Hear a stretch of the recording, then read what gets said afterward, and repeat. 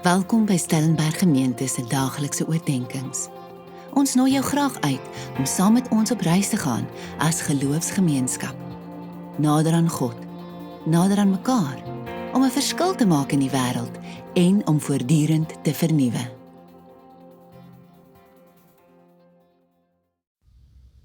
Vandag is Maandag 20 Julie en welkom by hierdie week se oordeenkings.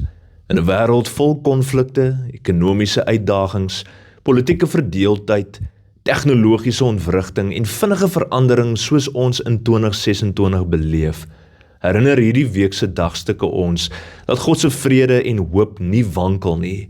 Hy bly ons vaste anker. Vandag se teksgedeelte is Johannes 14 vers 27 wat die volgende sê: Vrede laat ek vir julle na. My vrede gee ek vir julle. Die vrede wat ek vir julle gee, is nie die soort wat die wêreld gee nie. Julle moet nie ontsteld wees nie, en julle moet nie bang wees nie.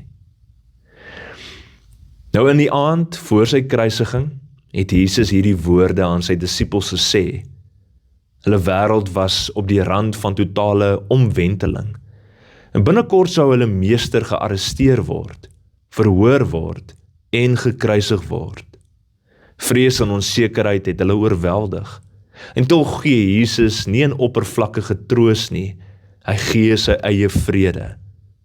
En vandag voel baie mense dieselfde.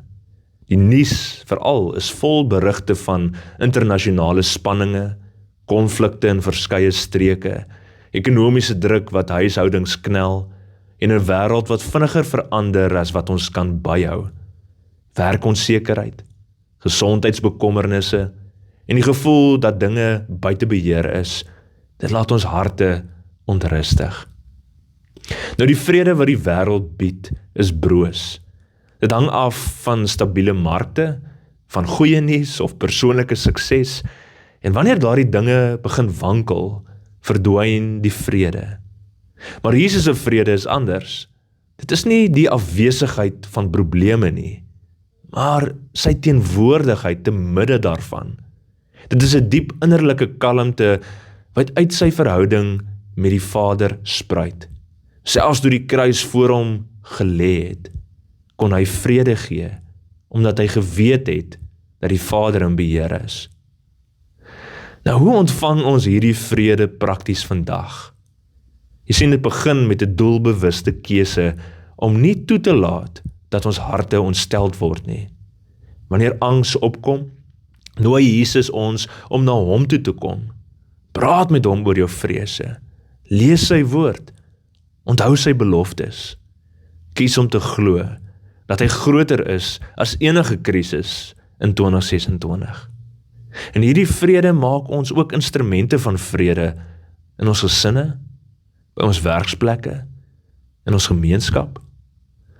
In 'n verdeelde wêreld kan jy iemand wees wat hoop bring, eerder as om vrees te versprei.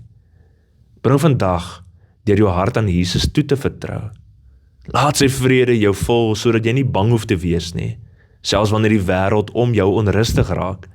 Sy vrede is 'n geskenk vir ons. Ontvang dit vandag met dankbaarheid. Ons bid saam. Here, dankie dat U ons U eie vrede gee, te midde van die wêreld se onrus en onsekerheid. Kalmeer ons harte vandag en vul ons met die vrede wat alle verstand te bowe gaan. Amen.